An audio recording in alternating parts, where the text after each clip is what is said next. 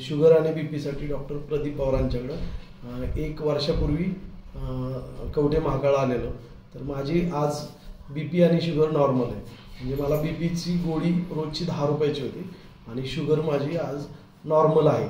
आणि बीपीची गोळी मी खातच नाही.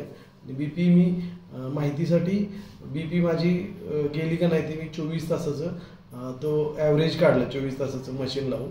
तर माझा ॲव्हरेज 120 ते 80 हे ॲव्हरेज आलं. त्यामुळे डॉक्टर मला म्हणले तुमची आता बीपीची गोळी तर बंद झाली, तुम्हाला बीपी कधीच वाढणार नाही.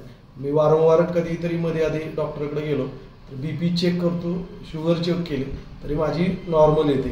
आणि मी डॉक्टर प्रदीप पवारांच्यामुळं माझी बीपी आणि शुगर आणि मला आता कुठलाही त्रास नाही. म्हणजे माझे मणके वगैरे दुखत होते ते कुठलाच माझा काही त्रास होत नाही. माझ्या मिसेसला पण आणलेलं, तिलाही मणक्याचा याचा कमी त्रास होतोय. शुगर 110 आहे आता नॉर्मल माझी.